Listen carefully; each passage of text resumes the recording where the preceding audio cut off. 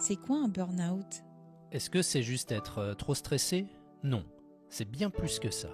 Le burn-out, c'est un effondrement physique, émotionnel et mental. Un épuisement profond qui te fait perdre ta motivation, ton envie et parfois même ton identité.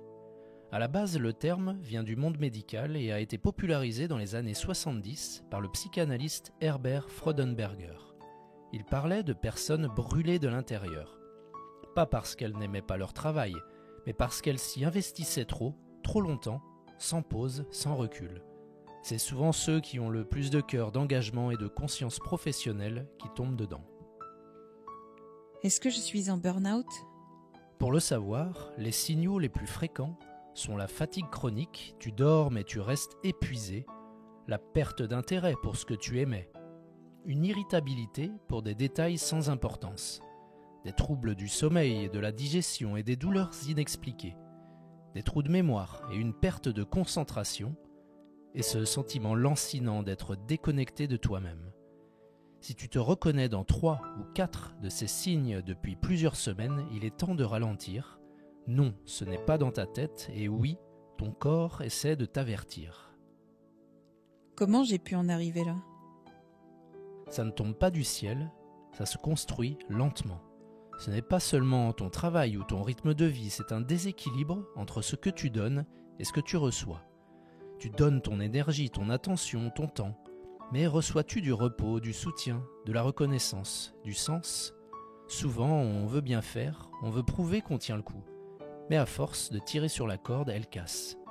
Le problème, ce n'est pas toi, c'est le système qui ne t'apprend jamais à dire non, à te poser, à écouter ton corps. Et parfois, ça commence très tôt. Enfant, tu as peut-être appris à être sage, performant, exemplaire. Et aujourd'hui, tu n'as plus le droit d'être fatigué, ni même de ne pas être parfait. Quelles sont les 3 phases du burn-out? En numéro 1, la phase d'alarme. Tu es stressé, mais tu te dis que c'est normal, tu bosses beaucoup, tu t'agites, tu veux bien faire. En numéro 2, la phase de résistance. Tu continues malgré la fatigue, tu tiens, mais à quel prix? Tu dors mal, tu deviens irritable, tu t'isoles. Et en numéro 3, la phase d'effondrement. Là, le corps lâche, perte de motivation, crise d'angoisse, douleur physique et parfois même l'impossibilité de se lever. Et le pire, c'est que souvent on ne voit rien venir ou on minimise jusqu'au jour où l'on craque. Burn-out, dépression. Quelle différence? Alors, petite précision importante, le burn-out n'est pas exactement une dépression. Même si les deux peuvent se ressembler, il y a une différence clé. La dépression, c'est un vide, une perte de goût pour la vie, qui peut venir de multiples causes, comme un traumatisme, la biologie ou un isolement. Le burn-out, lui, est lié à une surcharge prolongée, trop de travail, trop de pression, trop de responsabilités, trop d'attentes, trop de tout et pas assez de pause. Mais attention, un burn-out non pris en charge peut mener à une dépression, d'où l'urgence de réagir avant qu'il ne soit trop tard. Est-ce que je peux vraiment m'en sortir? Oui, tu peux sortir du burn-out, mais il faut du temps, de la patience et un vrai plan. La première étape, reconnaître que ça ne va pas. Ce n'est pas un aveu de faiblesse, c'est un acte de courage. Ensuite, il faut mettre ton cerveau et ton corps au repos, et non pas juste un week-end, parfois il faut s'arrêter plusieurs semaines, voire plusieurs mois. Pendant ce temps, tu vas réapprendre à écouter ton corps, faire de la place pour lui, et reconstruire tes limites. Qu'est-ce que je peux faire concrètement dès maintenant? Tout d'abord, reconnais que tu es en burn-out et non pas juste fatigué. Le vrai premier pas, c'est admettre que quelque chose ne va pas. Tu n'es pas juste fragile ou pas assez motivé. Ton corps te tire la sonnette d'alarme et tant que tu refuses de l'entendre, il criera plus fort. Parle à un médecin et note les symptômes comme les insomnies, l'anxiété, la perte de sens, la fatigue écrasante, les troubles de la concentration. Et enfin, accepte tout simplement.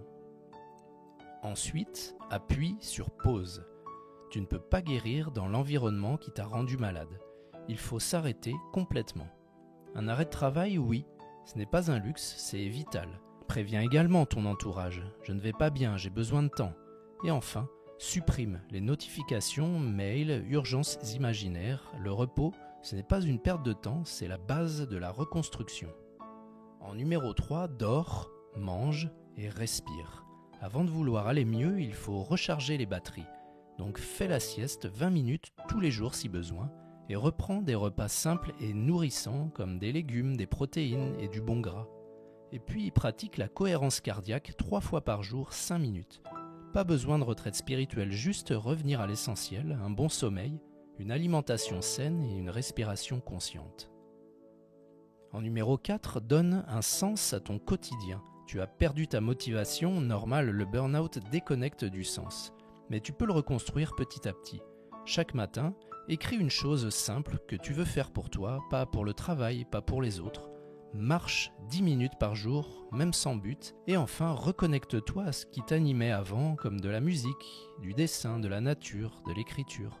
Pas pour performer, juste pour te retrouver. En numéro 5, entoure-toi des bonnes personnes. Le burn-out isole, mais la guérison, elle, passe par l'humain.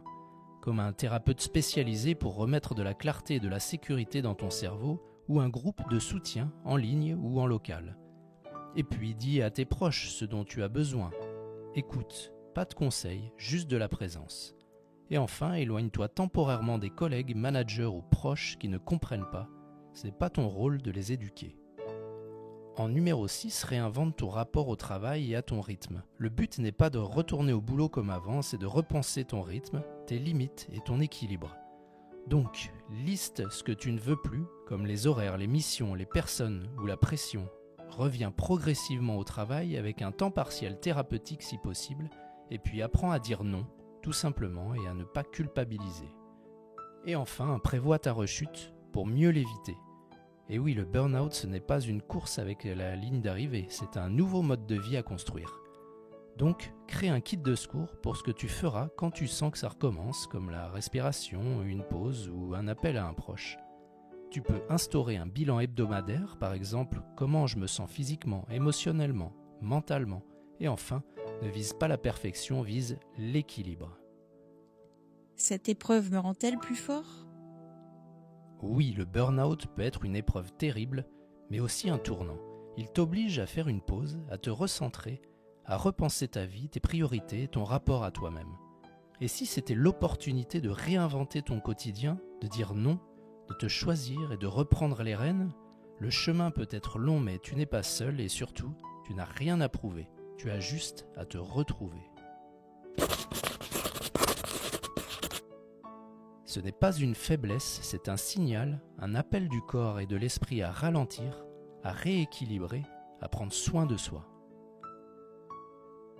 Si cette vidéo t'a parlé, n'hésite pas à t'abonner, à liker, à partager et surtout, écris en commentaire quel est le signal que ton corps t'a envoyé récemment.